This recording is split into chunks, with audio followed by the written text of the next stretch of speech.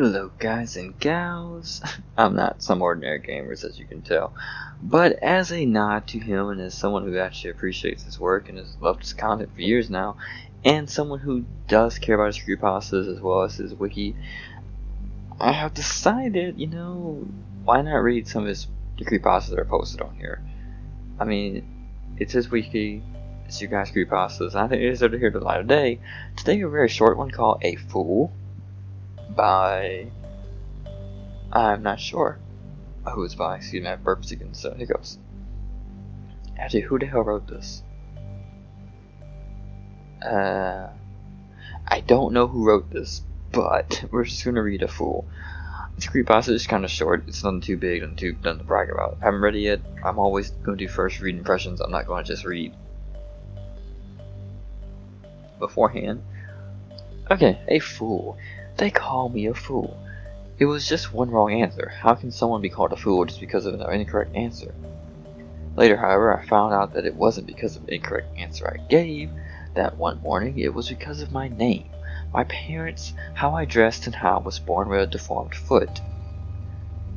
Look at the fool try to walk, I heard one of them say, soon followed by the laughter of another student and a teacher. How I hated them. How they seemed so perfect compared to me. White teeth, normal limbs, scratchless skin, disgusting fool they were. Disgusting fools they were. Such fools that they never thought of me as a culprit of Daniel's murder. A small pill of cyanide in the bastard's milk was more than enough to make him choke. And they all assumed it was allergies. Stupid fools they are. Days later, Annie fell off a swing and cracked open her skull. It was deemed an accident. They didn't see me push her, nor did they see me position the rock. The damn fools. The next day, Calvin was strangled. Blame it on the father, they did. They didn't even realize the hand marks were too big to be his. Ignorant fools. Betty was stabbed. David committed suicide by hanging himself. Stacy was hit by a bus. Her brother burned alive. Tyson was decapitated. Tara was kicked in the head by a horse. Bubbles fell off a cliff and Ben drowned. That's, I'm not even going to say anything about that one, but that was kind of clever, funny, and lots of memories. Soon Miss Karen met her fate. Her car lost control and collided with oncoming traffic. Tragic accidents and murders, they said. Fools they are, thinking someone but me. Someone other but me. Whatever. Thinking someone but me was doing these things. I was never a suspect. After all, I am a fool. Pretty short to the point. I won't last pretty good after it too. It's not a creepypasta per se, it's kind of a confession. I hope you actually didn't do these crimes and commit these murders, because that'd be kind of a terrible thing. But it has a very good creepy factor to it though. The fact of the matter is that oftentimes we look at people and dismiss them automatically just because of something so simple as, oh well, they're too short or they're too this.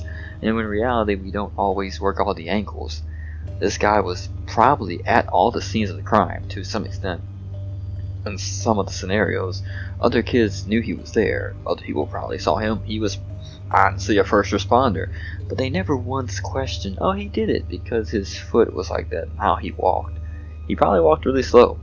No one would think he's doing anything bad because, why would he? And the worst part about it is, which is kind of ironic, it's not like he'd have to run away. But anyway, that is A Fool, a creepypasta, kind of short, something sweet. I might do another one because this video is kind of short. Let's see what we got. I'm not trying to pick anything too long. Kind of keeping it kind of short because, I don't really have many. Here we go. Alarm Clock, an original story, real life creepypasta by Josh the Gamers 234. Okay, Josh the Gamer, let's see what you got. Beep, beep, beep. Okay, I'm just joking. It's like beep, beep, beep. That's the alarm clock. It's the best I got. It was a normal morning for 20-year-old James Anderson. Original name. He woke up to see the sun peeking through the blinds of his apartment. It was only 6 in the morning. Damn it. He grunted and got up. The alarm clock needs to be fixed. While I'm up, might as well. The small kitchen offered him some comfort. Food was always a plus for him. Opening the refrigerator, he grabbed some eggs. It took about 5 minutes for the stove to warm. The eggs were cracked and cooked sunny side up. His favorite. James sat down, smelling the delicious food. It was soon gone. All was left was the particles of the morning dish. Okay. He burped lightly. Yum. Now I've got to go to work. James looked at his alarm clock.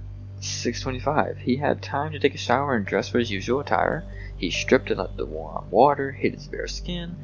It greeted him. 15 minutes went by again, and he was finished cleaning up.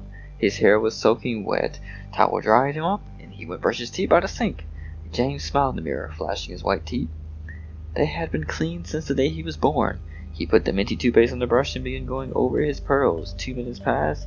He had finished. A total of 32 minutes went by. Okay, we're keeping track of time. Okay, James grabbed his suit, got dressed, and went to depart on his workday. But first, he had to check the time. He needed to know if he was going to take the bus or the metro. Time reached 6. He yawned. It's too early to go. Reluctantly, he walked over to the door. Might as well check my mail. His shoes scuffled down the hallway, and he walked. The hallway was dark and empty. He couldn't see his own hands, and he still walked. He continued his path down it, his hands running along the wall. When you live in Los Angeles, the power would go out due to small earthquakes. It never worried James. James was a busy man who kept time well. He looked at his watch. 7. Sure enough, he was running late. He needed to get to work, or else he'd lose his job. He began a meager sprint down the hall, ignoring the mail and ignoring everything else. The stairs was the best way to get down. If only he had seen them coming. He fell down the stairs, his bone crunching in every hit, blood slowly beginning to fill his lungs. He was dying. His eyes slowly closed. Beep, beep, beep. That damn alarm clock. Now, I don't get this one. I don't understand this one at all. I don't get it because there's inconsistencies. When he woke up and he looked at his clock, or when he woke up and he ate his food, looked at his clock, it was 6:25. When he looked at the time again to see what he needs to take bus or whatever, it was 6. And then when he looks at his watch to get the mail, it's 7. Was he already dead? I don't know. One comment says, interesting, although I don't consider this a possum or a short story. I didn't understand the premise. I thought it was nice. I give it a solid 4 out of 10. It's pretty original. So for originality, I give it 5 out of 10. I don't rate anything often. I give it 2.5. Maybe 2 out of 5 notes. 5 being the highest, 3 being average. It's less than average, all inconsistency. So 2 out of 5 notes for this one. And on the first one, I'll give it a 3 out of 5 notes. So I hope you guys enjoyed my little creepypasta reading today. I know it's short, but I hope to see you guys in the next one. God bless, peace out, and take care.